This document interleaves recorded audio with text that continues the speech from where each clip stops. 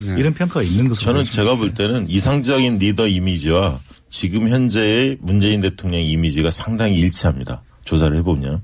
그래서 이제 그런 측면에서 국민들이 나름대로 높은 인기를 그 대통령이 부과하고 있는 것은 그만큼 어떤 리더가 우리 시대에 필요한가 이런 사람들의 마음속에 있는 상들이 있는데 그 상과 지금 문재인 대통령의 이미지가 상당히 중첩된다. 이거는 국정 운영 평가는 연말 연시효까지는 모르겠으나 오히려 더 높게 나왔다. 네. 예.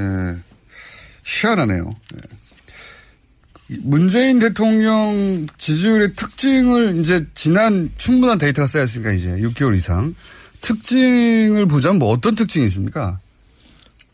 쉽게 얘기하면 이제 중도층에서도 3분의 2 이상은 문재인 대통령이 지지하고 있고요. 진보층뿐만 아니라 그 보수층에서도 거의 절반 가까이는 지지를 하고 있습니다. 아, 보수층 지지층도 상당히 좋다. 네, 그렇습니다.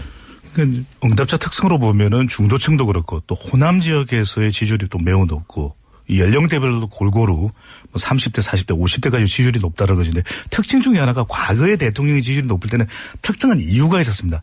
이것 때문에 내가 지지한다. 근데 문재인 대통령의 특징은 국정 운영 스타일. 이전에는 볼 수 없었던 이 소통을 하고 있고 또 많이 경청하고 있는 모습 때문에 특별한 이유가 없다 하더라도 물론 직전 정부, 직전 대통령은 많이 비교는 되겠지만 예. 아 잘한다. 이런 평가가 있는 것으로 저는 보여집니다. 제가 볼 때는 이상적인 리더 이미지와 지금 현재의 문재인 대통령 이미지가 상당히 일치합니다. 조사를 해보면. 그래서 이제 그런 측면에서 국민들이 나름대로 높은 인기를 그 대통령이 부과하고 있는 것은 그만큼 어떤 리더가 우리 시대에 필요한가 이런 사람들의 마음속에 있는 상들이 있는데 그 상과 지금 문재인 대통령의 이미지가 상당히 중첩된다. 이것 하나 꼭 말씀드리고 싶은데 이 일반인들이 대통령의 전화를 받았을 때 굉장히 놀래거든요. 근데 그 감동도 굉장히 진할 수밖에 없는 것이 일본의 이 오부치 총리가 오부치 대화 전화라고 해서 큰 감동을 불러일으켰는데 문재인 대통령이 직접 국민들에게 전화를 해서 소통하는 그런 모습들이 다른 통화가 되지 않았던 국민들조차도 감동을 받을 수밖에 없는 것이거든요. 깜짝 놀랄 수 있는 겁니다. 나 대통령입니다. 그러면 누가 대통령이라고 믿겠습니까? 아니 당신이 대통령이면 난 수상이야. 총리야. 이럴 수 있는데 그런 전화가 된다라는 것. 네. 알겠습니다. 배 본부장님의 유머 코드는 이해했고요. 네. 시도를 많이 해 주십시오. 그중에 터질 수도 있으니까. 알겠습니다. 어쨌든 특정 이슈 때문에 지지한다라기보다는 그 스타일 자체 또는 뭐 시대에 맞는 상을 가지고 있는 거군요. 그렇죠. 네. 그리고 추진하는 방향 자체에 대한 적절하다. 왜냐하면 적폐청산에 대한 공감도도 높지 않습니까? 실제로 해보면. 이러면 참 야당이 답답해지는 겁니다. 그렇죠. 예. 반면에 야당은 좀 죽을 쓰고 있고요. 예. 그러니까 이러면 특정 이슈를 공략한다든가 특정 인기 요인을 공략하면 되는데 참 곤란해지는 상황이고요.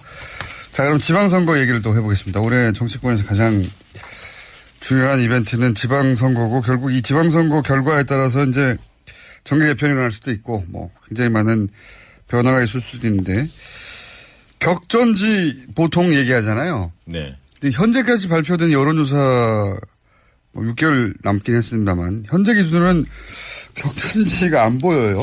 그러니까 지금 뭐 제주나 몇 군데는 조사 결과가 나오진 않았는데 대략 흐름 보면 17개 광역단체 중에서 자유한국당이 앞서는 지역은 경북 지역 하나만 있는 것 같습니다. 현재적으로 보면. 물론 이게 이제 선거가 다가올수록 바뀌겠죠. 당연히. 네. 그 특징으로 보면 결국 이제 보수의 몰락 첫 번째, 두 번째는 현역들의 고전 이 두 가지로 합쳐갈 수 있을 것 같습니다. 현역들의 고전이요? 예. 현역이 이렇게 높게 안 나옵니까? 예. 박원순 시장을 제외하고는 상당히 현역들이 고전하는 것으로 상당 지역들 충청권을 빼고요. 영남이나 호남 등등에 박원순 시장을 제외하고는 그렇습니까? 네. 네. 예를 들면 인천, 경기, 유정복, 그다음에 남경필 다 고전하고 있고요. 부산의 서병수 고전하고 있고 울산의 김기현도 만만치 않은 상황인 것 같고요. 대구의 권영진도 그렇고요. 광주로 가면 또 윤장현 등등이 다 좀 고전하고 있는 것으로. 그렇습니까? 예. 전통적으로 보면 이제 현역 단체장의 현직 효과도 있는 반면에 피로감도 크거든요. 그러니까 뭐 단체장을 좀 바꿔보자 이런 심리가 또 많이 작동을 하고 있기는 한데 선거에서 지금 일종의 기울어진 운동장 여당에게 상당히 유리한 구도가 쏟아져 나온 신년 여론조사에 나타난 이유는 선거에 결정적인 영향을 미치는 게 세 가지입니다. 하나는 이제 지지율. 대통령과 정당의 지지율, 또 구도, 그다음에 후보인데 여기서 대통령의 지지율도 상당히 높거든요. 후광 효과가 나타나고 있고 또 정당 지지율도 더불어민주당이 거의 단독 질주를 하고 있고 근데 구도인데 지금 뚜렷한 구도가 보이지는 않거든요. 2010년에 무상급식, 2014년에 세월호 사고, 국민안전. 근데 또 곰곰이 따져보면 지난해에 이은 구도가 계속 연결되고 있거든요. 탄핵 국면 구도. 그다음에 적폐청산 전선. 예, 야당으로서는 수를 써보기가 굉장히 힘든 후보 경쟁력만으로 버텨야 되는데 마땅한 또 인물이 없다라는 것이 야당의 큰 고민이 되는 것이죠. 그렇죠. 그러니까 지금 고민은 그 지점입니다. 그러니까 심판론이 통하지 않을 것 같다. 이런 거죠. 정권 심판론. 예, 그런데 항상 견제로는 일정 정도 먹힌 측면이 있습니다. 과거의 지방선거. 특정 정당이 독식하는 구조에 대해서 국민들이 약간 거부감을 갖는 게 있거든요. 보통 그렇죠. 예. 네, 견제 심리가. 그래서 그러면 야당이 지금 국면에서 어떻게 활로를 찾을까. 저는 뭐 심판론보다는 실제로 읍소론, 동정론, 견제론. 우리도 좀 살려달라. 네, 제발 싹쓸이만 막아달라. 이런 거 의외로 통합니다. 의외로 통합니다. 그리고 선거 실제로 한 달 사이에 뒤엎어진 경우가 많거든요. 2012년 총선도 그렇고 16년 총선도 마찬가지로. 이루 말할 수 없이 많은 사례가 있죠. 예, 막판이 지워지는 거. 그리고 1대1 구도로 만들려고 굉장히 노력을 할 겁니다. 일부 지역에서 자유한국당과 통합되는 정당 간에 후보 단일화를 한다든가 이런 식으로 해서 뭔가 막판 뒤집기를 시도할 것으로 보여지는데 그러나 지금 흐름으로 본다면 상당히 역부족이다. 저는 그렇게 보여집니다. 왜냐하면 대통령의 초강세 지지 속에서 집권 1년 만에 치러지는 선거거든요. 이번 선거가. 그렇기 때문에. 딱 1년만 되는 거죠. 그렇죠. 6월이면. 그렇기 때문에 야당에서 여러 가지 노력은 하겠습니다만 여당에서 실수를 하지 않나. 물론 이제 방심하면 반드시 반격이 올 수 있습니다. 방심하거나 오만하면 되치기를 당하지만 그런 것들이 없이 잘 관리만 한다면 이번 지방선거는 상당히 여당한테 유리한 선거다. 그렇게 보여집니다. 그래서 뭐 자유한국당을 비롯해서 이제 야당에서는 무당성 비율이 상당히 높지 않느냐. 그러니까 이들이 지난 이전에 지방선거에서 봤던 숨은표다. 결국 투표율이 가까워지면 우리에게 올 것이다. 근데 여기서 이제 중요한 것이 그런 변수가 작동이 돼야 되거든요. 그만큼 그런 숨은표를 끌어올 수 있는 경쟁력 있는 후보가 나설 수 있냐. 후보도 보면 뭐 비빌 언덕이 있어야 되거든요. 당선 가능성이 높다. 그럼 나 출마할게. 이렇게 되는데 그래서 지금 중요한 것이 이 자유한국당을 비롯해서 야당 통합 신당이라고 우리가 이야기를 하지 않습니까? 과연 이 효과가 얼마만큼 약근해서 좀 불러 일으켜질 수 있는지. 국민의당과 바른정당의 통합이 될 거라고 전제하고 그 이름은 아직 정해지지 않았지만 통합 정당. 그 정당이 이제 원래 통합 이름이 정해지기 전에는 통합신당이라고 보통 불러요. 네. 통합신당이라고 부른 다음에 여론조사를 하면 통합신당은 언제나 여론조사에 높게 나옵니다. 네. 역사적으로도. 네이밍 효과죠. 네. 통합신당 좋잖아요, 느낌이. 네네. 통합도 되고 새로운 거야. 그리고 뭐 상처 없이 온전히 통합되는 느낌도 들고요. 네. 그렇긴 한데 그래서 이제 온전한 여론조사 결과라고 볼 수는 없긴 하나 뭐 이름도 정해야 할 것이고 그 사이에 이제 떨어져 나가는 사람들도 나오고 뭐 이러면서 상처를 입고 주저앉게 되는 게 보통의 이제 신당의 모습이긴 한데 그걸 감안하고서 이 새로운 당이 이 판세에 미칠 영향은 뭘까요? 실제로 우리 그 사회에서 3지대 정당 사이 3지대 시장은 분명히 존재합니다. 그러니까 20% 내외에는 분명히 시장이 있습니다. 지난번 안철수 대표가 21%를 했고요. 총선 때도 국민의당이 26%인가 7% 정당 득표를 했었죠. 그 정도는 있다 이거죠. 예, 그 정도는 늘 있는 거고요. 그런 측면에서 지금 통합신당이 15에서 20% 선에서 정당 지지율, 가상 지지율인데요. 기록하는 거는 가능할 수도 저는 있다고 봅니다. 캠페인 효과가 극대화된다면. 다만 이게 이제 상처 없이 가야 하는 거고, 아까 그 국민의당과 통합하는 과정에서 많은 분이 떨어져 나간다든가, 바른정당에서 뭐 남경필 지사나 등등 주요 인사들이 이탈을 했을 경우에는 그렇게까지 시너지 효과는 없는데, 다만 좀 주목해서 봐야 할 지점은 이게 왜 좀 시너지가 있느냐. 그 자유한국당이 그야말로 대안으로 못 써 있기 때문에 그런 거죠. 그리고 두 번째는 유승민이라는 상당히 보수에서 매력적인 카드가 아직은 상처를 덜 받았습니다. 안철수 대표는 굉장히 상처를 많이 받아서 비호감도가 굉장히 높은 반면에 유승민 대표가 살아있는 거죠. 비호감도가 높게 나옵니까 요즘? 안철수 대표? 굉장히 높습니다. 여론조사 해보면. 예, 그래서 실제로 서울시장 지금 여론조사 해보면 유승민 대표가 안철수 대표보다 훨씬 높은 것을 확인할 수 있습니다. 몇몇 조사에 드러났는데요. 예, 그렇습니다. 말을 갑자기 끝내셔가지고. 우리가 이제 효과가 있느냐 효과가 없느냐. 예. 공장장께서 말씀하셨던 대로 신당이라고 하는 이름은 일단 주목을 받게 되는 효과가 나타나는 거죠. 통합신당 이름이 항상. 그러니까요. 예. 또 이것이 이 폭우냐 가랑비냐. 예. 폭우면은 아주 영향력이 클 텐데 그렇지 않더라도 가랑비 정도만 돼도 우리가 가랑비에 옷 젖는다 그러지 않습니까? 예. 그러면 이 효과는 분명히 나타나는 것이 적어도 선택지를 줄여주는 것이거든요. 바른정당과 이 국민의당이 통합되면서 선택지가 3개 정도로 정리가 되는 셈입니다. 예. 더불어민주당, 자유한국당 그리고 통합신당. 정의당도 있습니다만. 네, 물론 예. 정의당도 있어요. 정의당의 파괴력을 결코 무시해서는 안 되는 것이고요. 근데 여기서 그렇게 되는 경우에 여론조사 결과에서 보여지는 것은 자유한국당하고 상당히 경쟁하는 정도의 수준은 올라선다라는 것이거든요. 그러니까 더불어민주당의 위협적인 존재는 안 되겠지만 내년 지방선거에 적어도 광역단체장에 뭐 큰 영향을 주지는 못하겠지만 기초단체장도 있거든요. 후보에 훨씬 더 주목하게 되는 것이 기초단체장. 강역의원 선거 정도에는 영향을 줄 수 있다. 이런 또 분석도 가능해요. 그러니까 이 선거에 있어서 지방선거는 총선과 조금 다른 특성이 있습니다. 뭐냐면 우리 편을 그냥 무조건적으로 지지하는 게 아닙니다. 그러니까 같은 갑이면 우리 편을 지지하지만 능력에 대한 차이가 있으면 잘할 사람을 뽑는 선거가 지방선거입니다. 그래서 인물 요인이 상당히 큰 선거예요.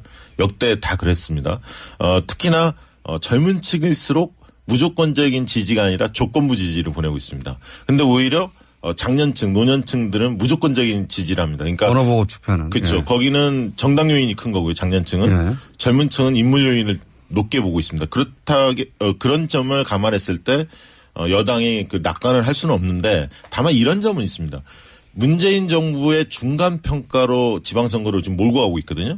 야당도 그렇고 언론도 그렇게 몰고 가고 있는데 중간 그것은 이게 너무 짧지 않습니까? 그러니까 중간 평가로 몰고 가면 몰고 갈수록 야당이 늪에 빠지게 돼 있습니다. 대통령 선거로 가면 이 부분이 하나 대통령 지지율이 너무 높기 때문에. 그렇습니다. 두 번째는 개헌 정국이 있다는 겁니다. 물론 개헌이 그 지방선거 동시투표가 안 될 가능성이 높습니다만 이 과정에서 지방 분권에 대한 어떤 국민들의 공감대가 상당히 커지다 보면 개헌 지방 분권을 강화하지 않은 개헌에 대해서 반대하고 있는 자유한국당 이 부분들이 지방선거에 나서는 기초단체장이나 광역단체장 자유한국당 후보들로서는 굉장히 곤혹스러운 대목입니다. 때문에 이 분권을 그 전면에 내세워서 이 개헌 드라이브가 걸렸을 때 자유한국당이나 바른정당 이런 분들이 굉장히 고전할 가능성이 있다는 거죠. 보수 야당이 그러면 살 수 있는 방법은 아까 말씀하신 읍소. 네. 한 번만 살려줘. 이거 말고. 그리고 여권의 어떤 오만과 이런 어떤 방심 속에서의 어떤 뭐 자중질환이 당내 경선에서 뭐 파열음이 난다든가. 건방진 태도를 보인다든가. 네. 예상을 뛰어넘는 공천도 중요한 또 변수가 될 수 있을 것으로 보여지거든요. 왜냐하면 우리가 광역단체장만 주목을 하는데 기초단체장의 경우에는 우리가 잘 모르고 있지만 또 기초단체장에서 얼마만큼 당선시키느냐. 강역의원 또 정당 투표도 있고 교육감 선거도 있거든요. 그러니까 이런 데서 아예 예상하지 못했던 그런 인물들을 등장시킬 경우에 그런 부분도 선거에서 중요한 변수가 될 수 있는 부분이거든요. 네. 네. 그리고 하나 말씀을 더 드리면 이 지방의원들도 굉장히 중요합니다. 그러니까 기초의원, 광역의원을 우리가 뽑지 않습니까? 광역단체장, 기초단체장을 뽑듯이. 왜 중요하냐면 지난번 성남시 사례를 보면 기초의원들 중에서 자유한국당 출신 의원들이 반대를 해서 복지에 관련된 그렇죠, 획기적인 맞습니다. 정책들이 예. 시도 자체가 안 되는 거예요. 시장만 뭐 바뀌면 다 바뀔 줄 아는데. 네, 그리고 거기서 다 통과돼야 되니까요. 그렇죠. 앞으로 이제 자치분권이 시의회를. 강화되면 강화될수록 지방의회의 위상과 권한이 커집니다. 그래서 우리가 광역단체장만 잘 뽑을 게 아니라 지방의원에 대해서 신경을 써야 한다는 거죠. 국민의당과 바른당 통합 요 자체만 놓고 보자면 국민의당과 바른당이 어떻게든 통합은 될 거라고 보시죠, 두 분 다.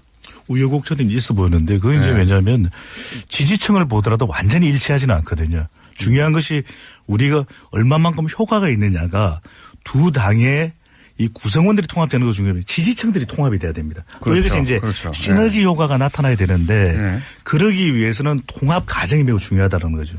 아주 순조롭고 또 갈등을 봉합해가면서 통합하는 모습을 보여줬는데 이것을 얼마만큼이나 잘할지가 이제 관건인 것이죠. 순조로울 리는 없다고 봅니다. 네. 저는. 근데 이게 잘 보셔야 할 게 지금 통합 반대파하고 통합 추진파가 있는데 어쨌든 통합이라는 프레임 속에서는 당연히 통합파가 우위를 점하고 있고 통합은 단어가 좋잖아요. 네. 그 두 번째는 뭐냐면 누가 새로움을 주고 있느냐는 겁니다. 네. 그러니까 통합 반대파가 새로움을 주지 못하고 있어요. 지금 잘 보시면. 네. 그래서 늘 사람들은 어떻게 가나 지금의 형태로서는 국민의당이나 바른정당이 지방선거에서 살아남기 힘들고 총선이나 대선에서 전망이 없다. 이게 이제 일반적인 국민들의 인식입니다. 그런 인식 속에서 뭔가 탈출구를 마련해야 하는데 반대파는 별다른 대안을 내놓지 못하고 있고 통합파는 어떻게든 뭐 새로운 탈출구를 향해서 뭔가 몸부림을 치고 있다는 거죠. 그런 측면에서 새로움이라는 그런 자산, 이미지를 좀 통합파가 틀어지고 있는 게 아닌가. 근데 선거에서 중요한 게 보면은 지방선거를 보더라도 결국에는 이게 이 국민들을 위한 또 지역 주민들을 위한 이 공약이 사라져버리거든요. 잘 모르게 되거든요. 우리 또 뉴스공장 메시지가 분명하지 않습니까? 우리의 정체성. 그런데 대개의 경우에는 지금 보면은 각 정당 훅 들어오시네요. 네네. 제가 이게 들어갈 땐 들어갑니다. 근데 나올 땐 나오고 잘 안 나와서 그렇죠. 근데 해보면 이 메시지가 분명해야 되는데 이태리에서 지방선거에서 돌풍을 일으켰었던 정당이 오성운동 정당이에요. 네네. 분명합니다. 우리 유명하죠. 공기를 맑게 하겠다. 네. 인터넷을 무한정 사용하게 만들겠다. 네네. 또는 우리는 뭐 이념을 어떤 걸 지향한다. 이게 명쾌하게 이 정당의 정책 메시지가 전달되니까 오히려 돌풍을 일으켰었거든요. 근데 지금 저는 좀 더 이 관심을 기울여야 되는 부분이 야권에서는 보다 명확한 정책 메시지를 좀 내놓을 필요가 있을 걸로 보입니다. 야권은 지금까지는 이제 적폐청산 이제 그만해라 하고 그다음에 전통의 그 레퍼토리 북한. 네. 이거 두 개 외에는 나오는 게 없어요. 그죠? 그러니까요. 우리가 보면은 메시지는 명쾌하고 선점을 하는 것이 중요하거든요. 네. 2010년 지방선거에서 보면 당시에 이 야당에서는 무상급식을 내걸었지 않습니까? 그런데 네. 우리가 잘 모르고 있었던 것이 당시에 오세훈 시장은 유기농 무상급식을 내걸었어요. 그런데 무상급식 이미 선점하고 있는 시대에 뭐를 갖다 붙여도 그것이 주는 파급 효과는 제한적이거든요. 네. 그러니까 가령 적폐청산으로 나오면 우리는 어떤 강한 메시지를 대안으로 들고 나와야 되는데 그렇지 못한 것이 지금 이 정당의 어떤 돌파구를 마련하지 못하는 것입니다. 근데 이게 잘 보셔야 돼요. 그 주장도 중요하지만 누가 이야기하느냐가 굉장히 중요하거든요. 중요하죠. 메신저에 대한 신뢰도가 중요한데 홍준표 대표가 아무리 떠든들 좋은 얘기 한들 그거를 신뢰할 수 있는 국민이 얼마나 되겠습니까? 마찬가지로 안철수 대표도 지금 그런 부분에서 상당히 위기가 있는 거예요. 홍준표 대표인데 영남권에서는 또 일부 지역이죠. 근데 지금 부산 경남도 흔들리지 않습니까? 실제로 본다면. 메시지는 공장장님께서 이야기를 하셔야 될 것 같아요. 공장장을 자유한국당으로? 아니 그거는 자유입니다만은 자유한국당이니까. 제가 출마할까요? 입당해가지고. 예. 네. 대표 경선에. 그래서 소통하는 그런 모습들이 다른 통화가 되지 않았던 국민들조차도 감동을 받을 수밖에 없는 것이거든요. 깜짝 놀랄 수 있는 겁니다. 나 대통령입니다. 그러면 누가 대통령이라고 믿겠습니까? 아니 당신이 대통령이면 난 수상이야. 총리야. 이럴 수 있는데 그런 전화가 된다라는 것. 네. 알겠습니다. 배 본부장님의 유머 코드는 이해했고요. 네. 시도를 많이 해 주십시오. 그중에 터질 수도 있으니까. 알겠습니다. 어쨌든 특정 이슈 때문에 지지한다라기보다는 그 스타일 자체 또는 뭐 시대에 맞는 상을 가지고 있는 거군요. 그렇죠. 네. 그리고 추진하는 방향 자체에 대한 적절하다. 왜냐하면 적폐청산에 대한 공감도도 높지 않습니까? 실제로 해보면. 이러면 참 야당이 답답해지는 겁니다. 그렇죠. 예. 반면에 야당은 좀 죽을 쓰고 있고요. 예. 그러니까 이러면 특정 이슈를 공략한다든가 특정 인기 요인을 공략하면 되는데 참 곤란해지는 상황이고요. 자, 그럼 지방선거 얘기를 또 해보겠습니다. 올해 정치권에서 가장 중요한 이벤트는 지방선거고 결국 이 지방선거 결과에 따라서 이제 정계 개편이 일어날 수도 있고 뭐 굉장히 많은 이런 평가가 있는 것으로 저는 제가 볼 때는 이상적인 리더 이미지와 지금 현재의 문재인 대통령 이미지가 상당히 일치합니다. 조사를 해보면. 그래서 이제 그런 측면에서 국민들이 나름대로 높은 인기를 그 대통령이 부과하고 있는 것은 그만큼 어떤 리더가 우리 시대에 필요한가 이런 사람들의 마음속에 있는 상들이 있는데 그 상과 지금 문재인 대통령의 이미지가 상당히 중첩된다. 이거는 국정 운영 평가는 연말 연시효까지는 모르겠으나 오히려 더 높게 나왔다. 네. 예. 희한하네요. 예. 문재인 대통령 지지율의 특징을 이제 지난 충분한 데이터가 쌓였으니까 이제 6개월 이상 특징을 보자면 뭐 어떤 특징이 있습니까? 쉽게 얘기하면 이제 중도층에서도 3분의 2 이상은 문재인 대통령이 지지하고 있고요. 진보층뿐만 아니라 그 보수층에서도 거의 절반 가까이는 지지를 하고 있습니다. 아, 보수층 지지층도 상당히 두텁다. 네, 그렇습니다. 그러니까 응답자 특성으로 보면은 중도층도 그렇고 또 호남 지역에서의 지지율이 또 매우 높고. 변화가 있을 수도 있는데 격전지 보통 얘기하잖아요. 네. 근데 현재까지 발표된 여론조사 6개월 남긴 했습니다만 현재 기준으로는 격전지가 안 보여요.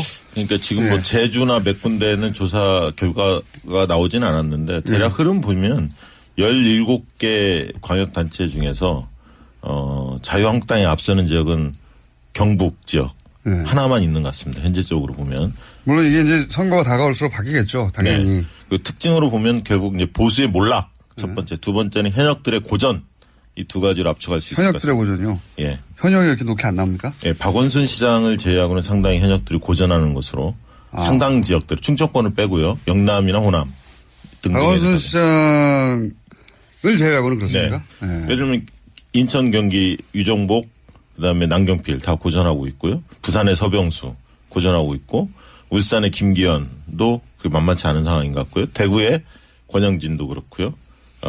광주로 가면 또 윤장현 등등이 다 좀 고전하고 있는 것으로. 그렇습니까? 예.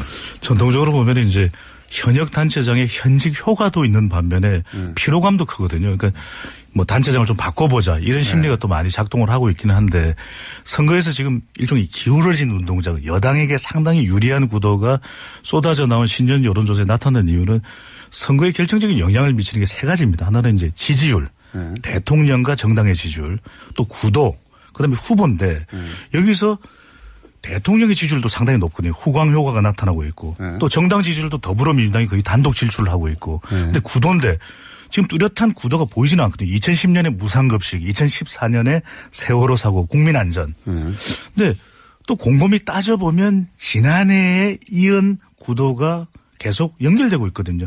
탄핵 국면 구도. 그다음에 적폐청산 전선. 예, 야당으로서는 수를 써보기가 굉장히 힘든 후보 경쟁력만으로 버텨야 되는데 마땅한 또 인물이 없다라는 것이 야당의 큰 고민이 되는 것이죠. 그렇죠. 그러니까 지금 고민은 그 지점입니다. 그러니까 심판론이 통하지 않을 것 같다. 이런 거죠. 정권 심판론. 예, 그런데 항상 견제 연령대별로 골고루 뭐 30대, 40대, 50대까지 지지율이 높다는 것인데 특징 중에 하나가 과거에 대통령의 지지율이 높을 때는 특정한 이유가 있었습니다.